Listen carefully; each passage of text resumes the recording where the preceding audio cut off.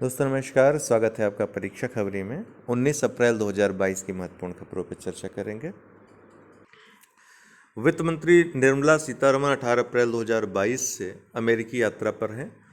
तो केंद्रीय वित्त मंत्री अमेरिका की आधिकारिक यात्रा पे हैं। वह अंतर्राष्ट्रीय मुद्रा कोष और विश्व बैंक की स्प्रिंग मीटिंग, G20 वित्त मंत्रियों की बैठक और सेंट्रल बैंक गवर्नर मीटिंग में भाग लेंगी। वह IMF के प्रबंध निदेशक द्वारा आयोजित मनी एट क्रॉसरोड पर एक उच्च स्तरीय पैनल चर्चा में भी भाग लेंगी। अब आपको ये बताना है कि IMF के प्रबंध निदेशक और उप प्रबंध निदेशक कौन हैं। कमेंट बॉक्स में बताइएगा। 8 दिवसीय दौरे पर मुंबई पहुंचे मॉरिशस के प्रधानमंत्री प्रविंद्र जगन्नाथ। तो मॉरिशस के प्रधानमंत्री प्रविंद्र कुमार जगन्नाथ 17 से 24 अप्रैल तक भारत की 8 दिवसीय यात्रा पर मुंबई पहुंचे।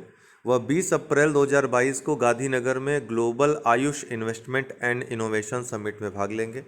मॉरिशस के प्रधानमंत्री गुजरात और नई दिल्ली में अपने आधिकारिक कार्यक्रमों के अलावा वाराणसी का भी दौरा करेंगे।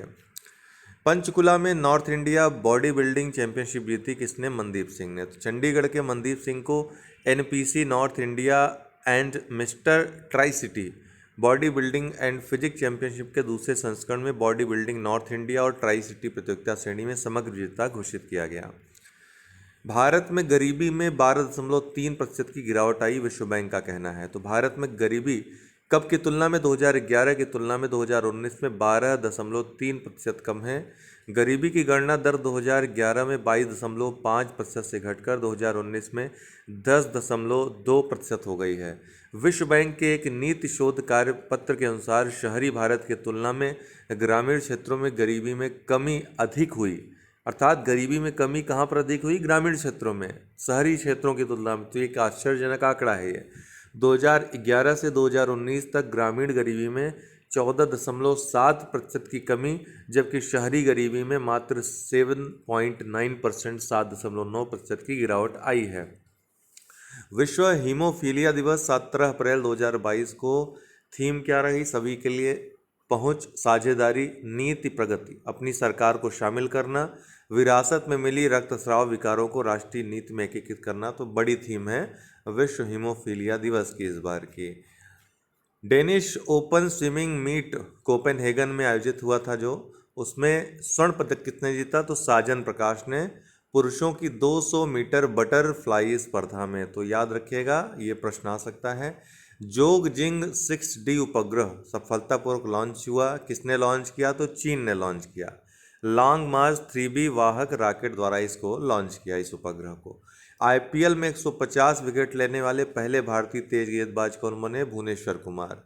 तो डेन ब्रावो और लसित मलिंगा ये विदेशी थे, ये 150 ले चुके हैं। नंबर 1 पे अभी डेवन ब्रावो हैं, 174 है, फिर लसित मलिंगा 170। इसके बाद कुमार IPL में 150 विकेट लेने वाले तीसरे तेज गेंदबाज भी हैं और पहले भारतीय तेज गेंदबाज हैं। अंतर्राष्ट्रीय जल सप्ताह जल सम्मेलन 2022 ये कहाँ पर आयोजित हुआ? सिंगापुर में। मोस्ट इंपॉर्टेंट है, याद रखिएगा। WHO global centre for traditional medicine का उद्घाटन कहाँ पर किया गया? तो जामनगर गुजरात में। किसने किया? प्रधानमंत्री ने किया। WHO global centre for traditional medicine का उद्घाटन। Global Ayush investment and innovation summit कहाँ पर आयोजित हुआ? तो गांधीनगर गुजरात में। प्रधानमंत्री ने इसका उद्घाटन किया। दृष्टिबाधित लोगों के लिए लॉन्च किया गया भारत का पहला रेडियो चैनल, इसका नाम है रेडियो अक्ष, याद रखिएगा। कहाँ पर लॉन्च किया गया? तो नागपुर में ये लॉन्च किया गया। हाथी बचाओ दिवस किस दिन मनाया जाता है? तो ये 16 अप्रैल को हाथी बचाओ दिवस मनाया जाता है। आयरन बीम लेजर मिसाइल रक्षा प्रणाली दुनिया की पहली ऊर्जा आधारित प्रणाली है जो किसी भी हवाई वस्तु को नष्ट करने के लिए लेजर बीम का उपयोग करती है। इस प्रणाली को किस देश ने विकसित किया है?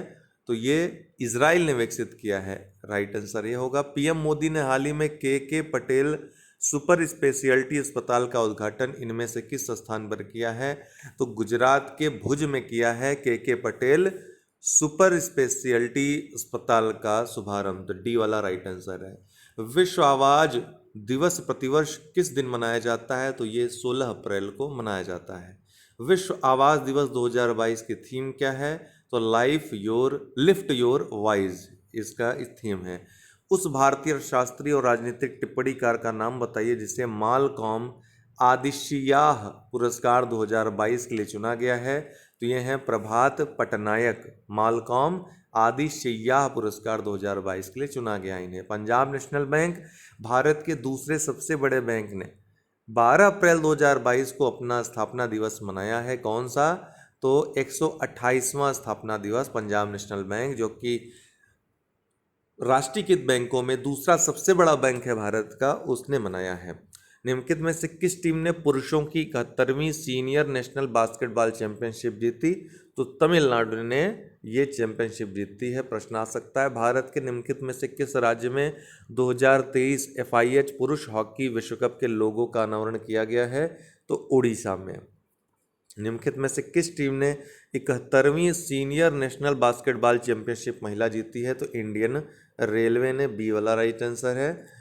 तो आज के लिए इतना ही। बहुत बहुत धन्यवाद। दिन भर हमारे कार्यक्रम UPPCS 2022 के लिए आते रहेंगे। चैनल को सब्सक्राइब कर लीजिए ताकि नोटिफिकेशन आता रहे।